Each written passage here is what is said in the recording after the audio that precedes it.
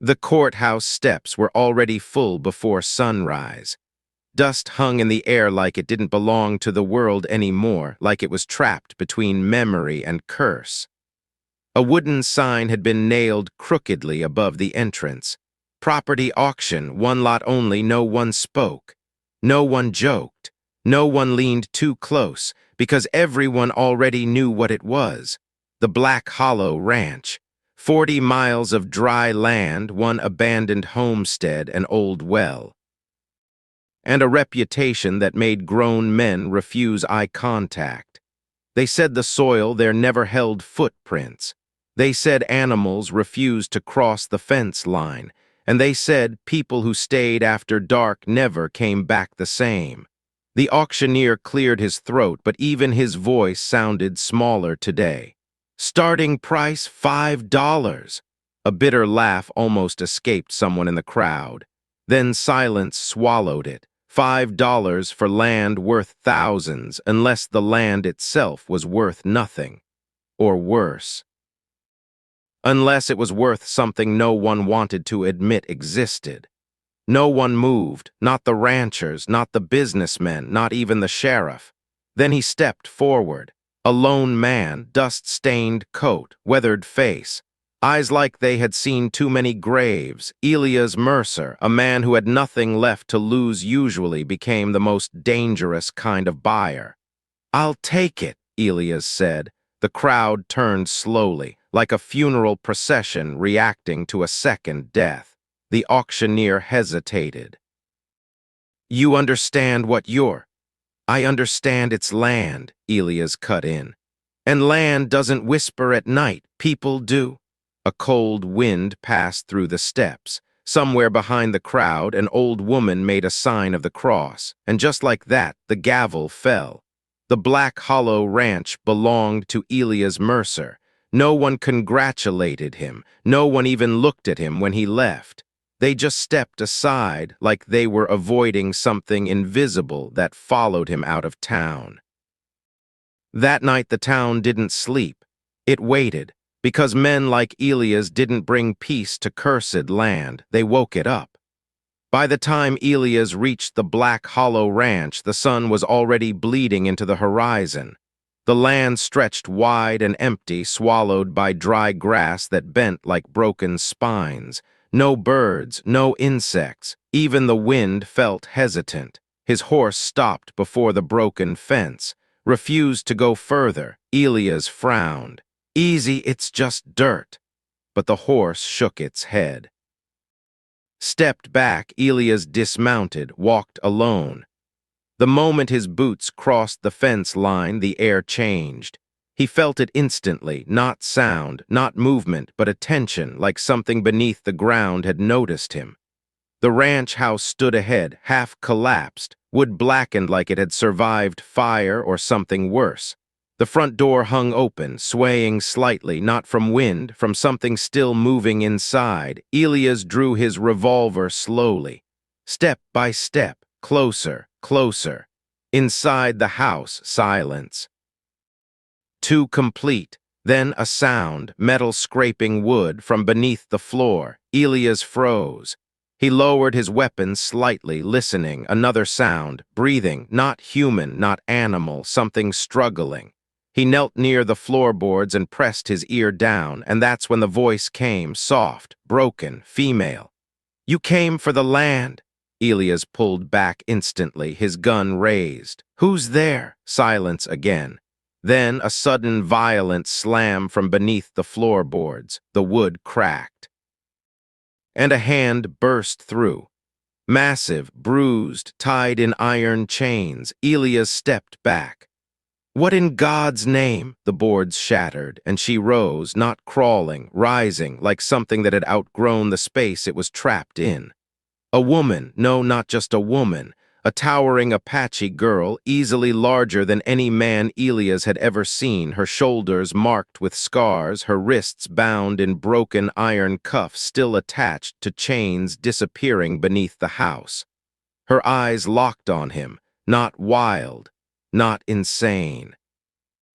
Just exhausted. "You're late," she said quietly. Elias did lower his weapon. Late for what? Her gaze shifted toward the horizon. For the truth buried under this land. That night, Elias learned her name was Nayeli, and she had been chained beneath that house for 3 years, hidden, fed scraps through a hole in the floor, used as something between prisoner and warning. But she didn't say who did it, not yet. Instead, she said something else. They bought this land for one reason. And it wasn't farming. Elias studied her. Then why? Nayeli's voice dropped. Gold. The word didn't belong in that house, but it filled it anyway. There's a vein under this ranch, she continued. Deep, rich, illegal, and someone powerful decided the land's original owners didn't deserve to live on it anymore. Elias tightened his jaw. You mean they were killed? Nayeli didn't answer. That silence was the answer. Outside, the wind suddenly rose, harder than before. Like the land itself was listening. The next morning, riders appeared on the ridge. 4 men, then 8, then more, black coats, badges, and guns held like they belonged to them, sheriff's men, but not acting like law, acting like ownership. Elias stood on the porch, Nayeli beside him, still chained but upright. The lead rider called out. Morning, Mercer, you bought something that doesn't belong to you. Elias didn't move. Funny, paper says otherwise. The rider smiled, cold, controlled. Paper can be rewritten. Nayeli leaned slightly toward Elias. Don't trust him, she whispered. He's not the sheriff, he's what the sheriff answers to. The rider dismounted, walked forward slowly. You're standing on government land, he said. Mining rights were granted years ago. Everything under this soil belongs to the Union Pacific Syndicate. Elias finally understood. Railroad men, not just thieves, empire builders. You killed the original owners, Elias said. The man shrugged. Progress is always messy. A long silence followed. Then the rider tilted his head. We'll make this simple. Walk away, take $10, forget you ever saw this place. Elias looked at Nayeli, then at the land, then back at the man. I didn't come here for money, Elias said quietly. The rider's smile faded. Then you came here to die. That night the siege began. No warning, no horn, just fire. A torch hit the barn first, then another. Then bullets shattered the silence like glass breaking in hell. Elias dragged Nayeli inside the house. You ever fire a gun? He asked. She lifted her chained hands. Not chained. He broke the cuffs with a hammer in one strike. Metal screamed. Freedom didn't arrive gently. It arrived violently. Nayeli picked up a fallen rifle, checked it once, like she had done it before. Outside, men shouted. Horses screamed. The house shook under gunfire. Elias fired from the window. One man fell, then another. But they kept coming. Too many, too organized. This isn't a raid, Elias muttered. This is a cleanup. Nayeli moved fast, too fast for her size. She kicked through a side wall and dragged Elias into a hidden crawl space, a tunnel. Elias stared. How long has this been here? Nayeli didn't hesitate. Long enough for them to forget it exists. They crawled underground as bullets tore through the house above, and that's when Elias saw it. Wooden crates, old lanterns, maps, and something worse, bodies. Not fresh, not recent. Skeletons arranged carefully, marked, labeled, witnesses.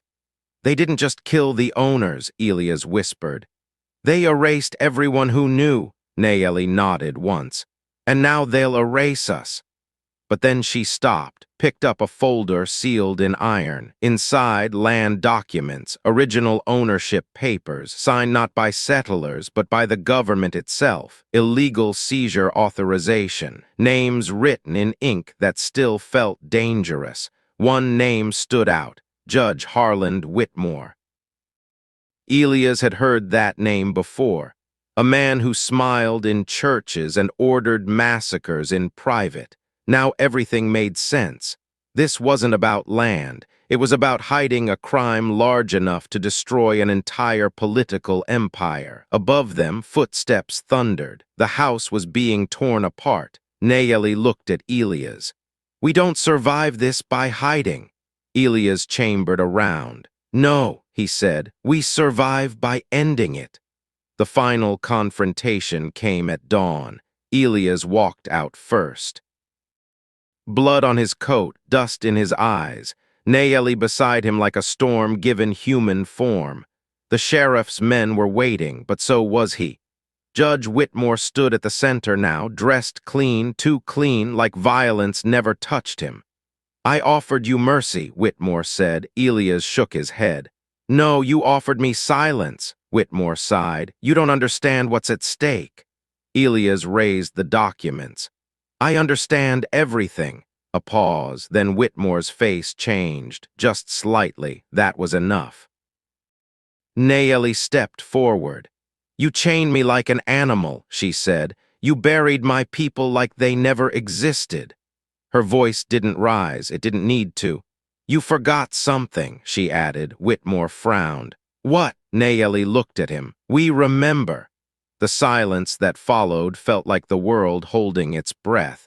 Then Elias fired the first shot, not into Whitmore, into the ground beside him. The documents scattered into the wind. Writers hesitated, saw the truth, saw the proof. And something broke. Not all of them stood with Whitmore after that. Some lowered their guns, some walked away, but Whitmore didn't. He reached for his weapon. Elias didn't hesitate. The shot echoed across the valley, and Judge Whitmore fell into the dust he thought he owned. After it was over, there was no celebration, only wind.